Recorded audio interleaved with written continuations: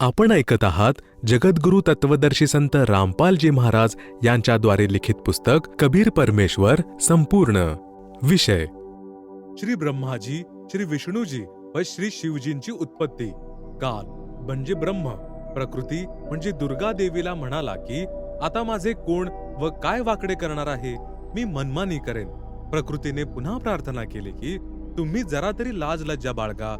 प्रथम तर तुम्ही माझे मोठे भाऊ आहात, कारण की पूर्ण परमात्म्यांच्या म्हणजे कबीर देव वचन शक्तीने तुमची म्हणजे ब्रह्मची अंड्यातून उत्पत्ती झाली आणि नंतर माझीही उत्पत्ती त्या परमात्म्यांच्या वचनातून झाली. दुसरी गोष्ट, मी तुमच्या पोटातून बाहेर आले आहे. मी तुमची मुलगी आणि तुम्ही माझे पिता झालात. या पवित्र नात्यांना छेद दिल्यामुळे महापाप घडेल. माझ्याकडे पित्याने प्रदान केलेली शब्दशक्ती आहे. तुम्ही जेवढे प्राणी म्हणाल मी वचनाने उत्पन्न करेल. ज्योतिनिरंजनाने दुर्गेची एकही विनंती ऐकली नाही आणि म्हणाला की मला जी शिक्षा मिळणार होती ती मिळाली. मला सतलोकातून हद्दपार केलं गेलं आहे.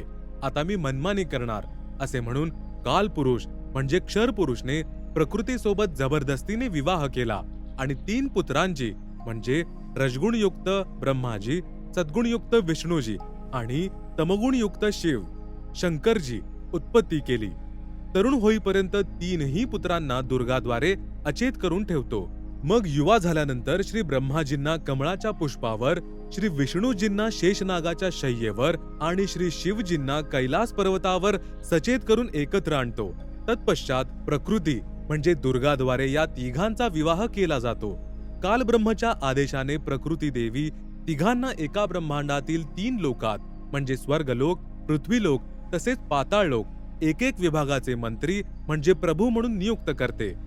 जसे श्री ब्रह्माजींना रजोगुण विभागाचा, श्री विष्णूजींना सत्वगुण विभागाचा, तसेच श्री शिवशंकरजींना तमोगुण विभागाचा प्रभू बनवले. तसेच काल ब्रह्म स्वतः गुप्त म्हणजे महाब्रह्मा, महाविष्णू, महाशिव रूपात मुख्यमंत्री पद सांभाळतो. एक ब्रह्मांडात एका ब्रह्मलोकाची रचना केली आहे.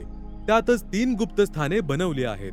एक रजोगुण प्रधान स्थान आहे जेथे हा ब्रह्म म्हणजे काल स्वतः महाब्रह्मा म्हणजे मुख्यमंत्री रूपामध्ये राहतो व आपली पत्नी दुर्गाला महासावित्री रूपात ठेवतो.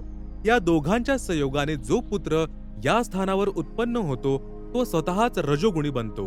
दुसरे स्थान सतोगुण प्रधान स्थान बनवले आहे. तेथे क्षर पुरुष स्वतः महाविष्णू रूप बनवून राहतो व आपली पत्नी दुर्गाला महालक्ष्मी रूपात ठेवून जो पुत्र उत्पन्न करतो त्याचे नाव विष्णू ठेवतो. तो बालक सतोगुण युक्त होतो. आणि तिसरे, या कालने तेथेच एक तमोगुण प्रधान क्षेत्र बनवले आहे. त्यामध्ये तो स्वतः सदाशिव रूप बनवून राहतो व आपली पत्नी दुर्गाला महापार्वती रूपात ठेवतो. या दोघांच्या पतीपत्नी व्यवहाराने जो पुत्र उत्पन्न होतो त्याचे नाव शिव ठेवतात. तसेच तमोगुण युक्त करतात. प्रमाणासाठी पहा पवित्र श्री शिव महापुराण विद्वेश्वर संहिता पृष्ठ 24-26, ज्यात ब्रह्मा, विष्णू, रुद्र आणि महेश्वराहून अन्य सदाशिव आहे. तसेच रुद्र संहिता अध्याय 6, 7, 9 पृष्ठ नंबर 100 पासून 105 व 110 वर अनुवाद करता श्री हनुमान प्रसाद पोद्दार, गीता प्रेस गोरखपूरहून प्रकाशित.